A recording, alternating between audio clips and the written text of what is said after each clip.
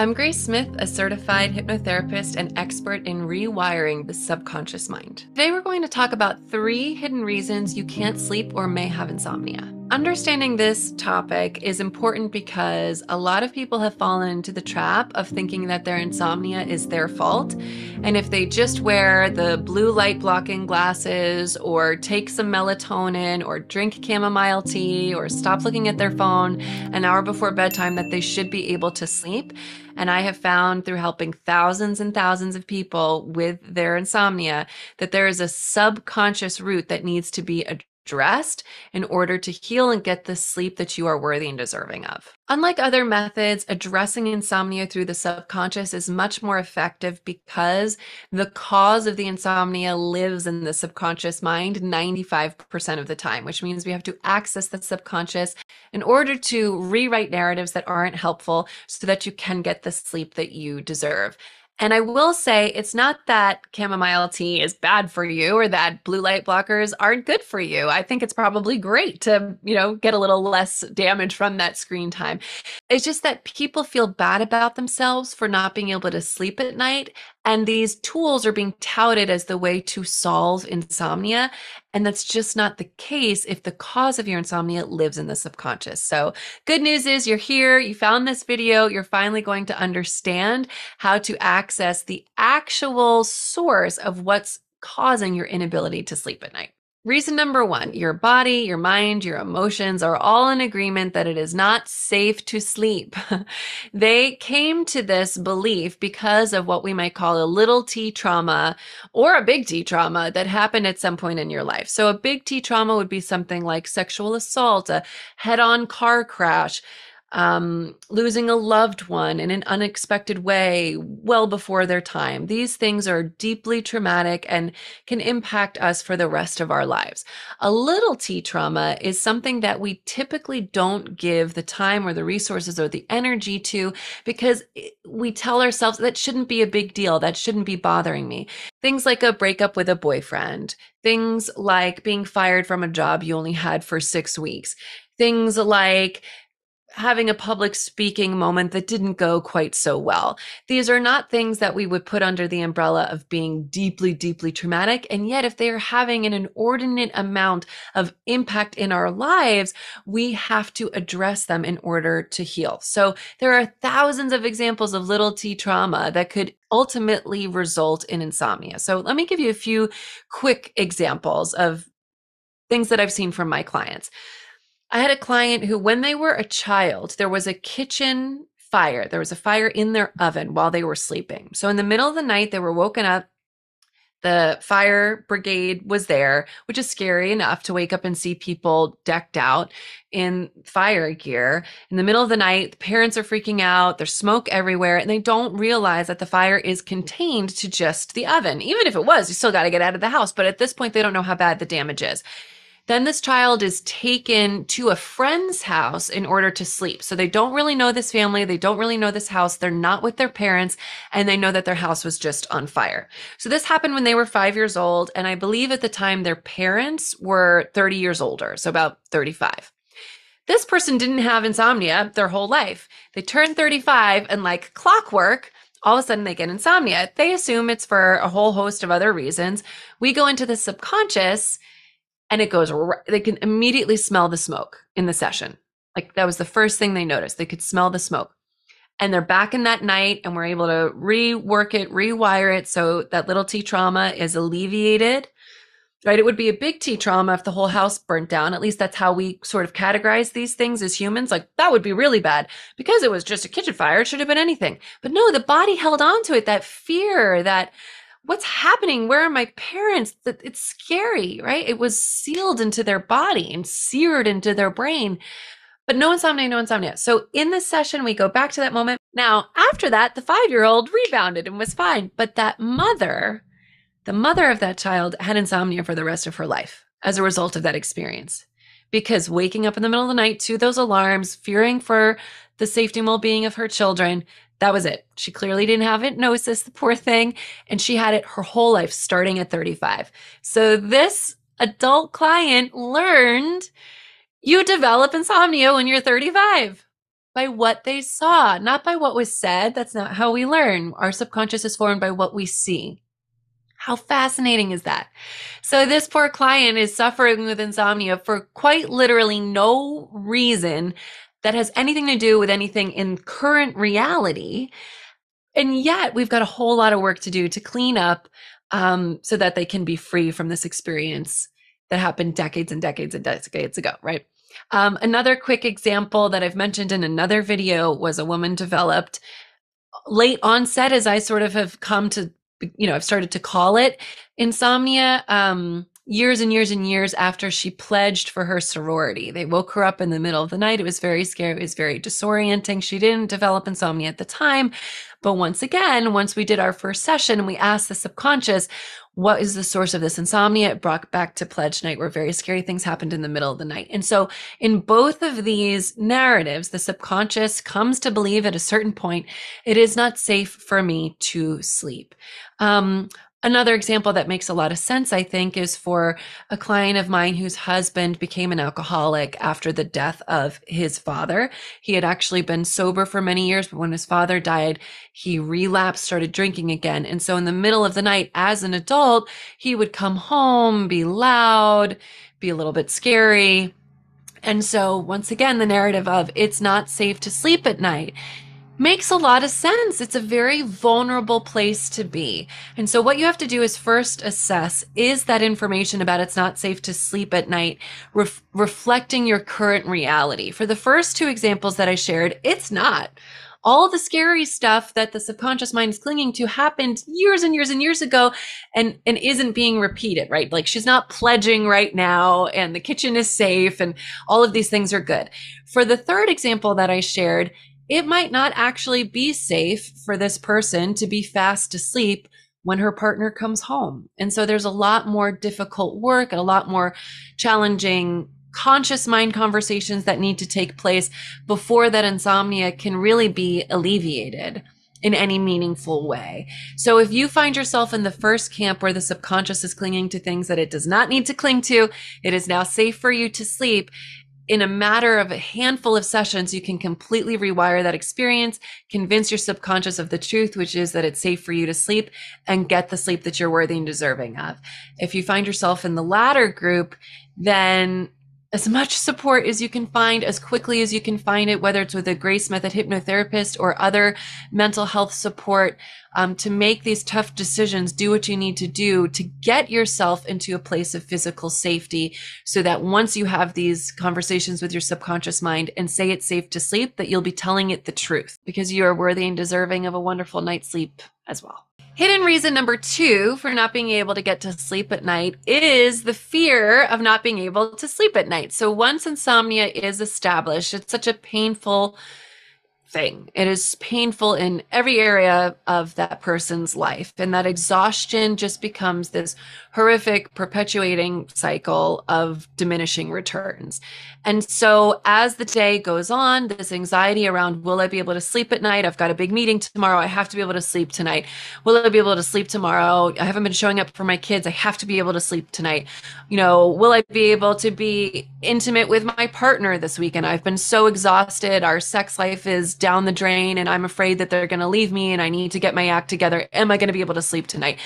There are so many reasons to fear not being able to get the sleep that you need, but that fear makes it less likely that you will sleep because getting into a state of deep relaxation where you feel safe enough to go into that delta brainwave state, that fear is not conducive to helping you get there. So hypnotherapy is incredibly effective at helping you work through these narratives, helping you understand that as soon as you feel safe to be in that vulnerable state of sleep, that you can stop fearing this inevitable painful experience and instead start visualizing and expecting to have a wonderful night's sleep.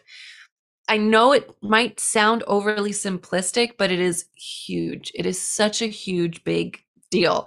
So even if you're working on reason number one, you're like, yep, I gotta start to feel safe. I gotta rewire whatever that little T or that big T triggering event was so that I can get to sleep. You can already start to work on reason number two a little bit so that when you find yourself getting nervous during the day, start watching the internal narrative, the thoughts that you're thinking about sleep, and really practice actively changing them at the conscious level, as well as doing the hypnosis to support that. When you catch yourself and do a cancel technique that I teach in all of my books, which is you're thinking a thought that's not helpful, like, I'm not going to be able to sleep tonight, I'm going to be exhausted.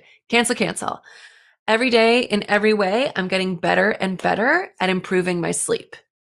That's true. You found this video. You're going to have the support you need if you download our app or work with our team or follow some of the other videos here on YouTube on my channel.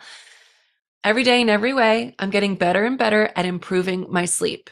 That's the only thought you're going to think. You're not going to think anything that's going to increase the level of fear in your body and inhibit your ability to get the rest you need. Before I get to reason number three, if you're already feeling like this really resonates and you would love additional support, I want to tell you about our Grace app. There are hundreds of hypnotherapy recordings in our app that were written and recorded by me. There have been thousands of downloads and we have a 5-star rating. Everybody loves it. You get to just pop on your headphones, close your eyes, and let us do the heavy lifting.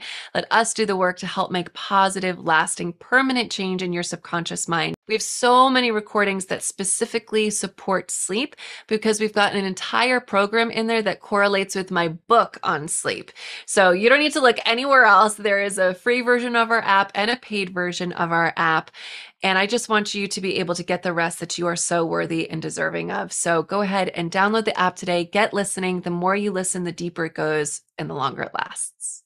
The third hidden reason for why you might not be able to sleep lives within the parasympathetic nervous system, and specifically because it's not on. When we live in a constant low-grade state of panic, this fight, flight, freeze, survival mode, there is too much adrenaline in the body. There's too much cortisol in the body. And it's creating a hypervigilance. You might notice this through your heart beating rapidly or feeling constantly worried that the shoe's going to drop or the next bad thing is going to happen. And hypnosis is so powerful at helping us to feel safe mentally. And when there's a little T trauma or a big T trauma that has seared itself physically into the body, where the nervous system has never been regulated, and the parasympathetic nervous system, which is the rest and digest part of our nervous system, is not being utilized at all, that leads to adrenal fatigue and things just get worse. So there are some ways, some really powerful ways to reboot that parasympathetic nervous system. We can do an entire video on this if you'd like, but a quick one that you can do is close your eyes, get into a light hypnotic state. So relax all of the muscles in your face, relax all of the muscles in your body.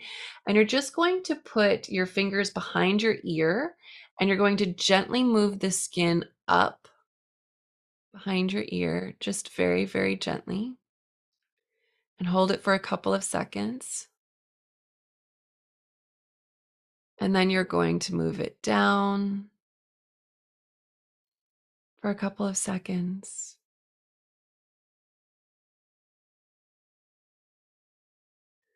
I can already feel myself taking deeper breaths, then move it back towards the wall, just the tiniest bit. You're not stretching your skin. You're not doing anything uncomfortable. You're just moving it ever so slightly, and then move the skin towards your ear.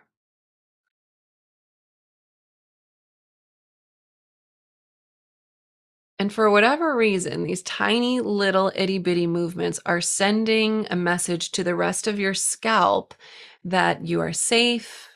It is safe for you to be calm and relaxed, that hypervigilance can go down. So there are a lot of little physical hacks, let's do another really quick one. And I won't take you through the whole thing because you should hold it for at least 30 seconds. But what you can do is lie down on the ground, place your hands like this, cradle the back of your head, and then look as far to the right as you can for at least 30 seconds or until you get a big yawn, and then do the same thing to the left. So what I like to do now that I understand this is put these little body hacks ahead of the hypnosis. Because if you can get that parasympathetic rest and digest part of you on. You're going to turn the fight, flight, freeze, survival, low grade panic mode off. And then the hypnosis can be 100 times more effective. You can also use hypnosis to speak to your vagus nerve. Your vagus nerve is very much a part of your parasympathetic nervous system. And if it's been damaged, I put this in quotes because I don't want you to be afraid that it's been singed or cut or, anything like that. But I just mean if it's been overused, if there's been so much stress, if it hasn't gotten a break, then some experts call this a vagus nerve that has been damaged. But if you can speak directly to your vagus nerve, like when we go into hypnosis to speak to a part of the body that's inflamed or that has pain, and we ask it to turn the pain down, you can also use hypnosis to speak directly to the vagus nerve and ask it, how is it doing? Oh, just feeling into that, I felt like I got to do this more. My vagus nerve's tired and sad and it needs some help. And so if I feel that way and I already do this work a lot, imagine how someone coming to this for the first time might feel. So your vagus nerve will tell you what it needs, how it's feeling, how much more support it needs, how you can provide it with that support, and just even visualize giving your vagus nerve exactly what it's asking for. Like, this might really surprise you. If you've never done a lot of hypnosis, you might think this sounds so bizarre. If you've done a lot of hypnosis, this will sound perfectly normal. Your vagus nerve might say, I want you to read me a story before bed. Literally visualize when you go to bed that you are reading your vagus nerve a children's book before sleep. You don't have to do that at night before bed. You can just visualize in your mind. It's nighttime. You're tucking in your vagus nerve and you're reading it its favorite childhood story. And you might feel this huge release of emotion, this huge amount of relaxation. So that's how you can take both the mechanical, physical side, the more somatic side of resetting the rest and digest parasympathetic nerve system through the vagus nerve, but also using hypnosis to speak to it directly.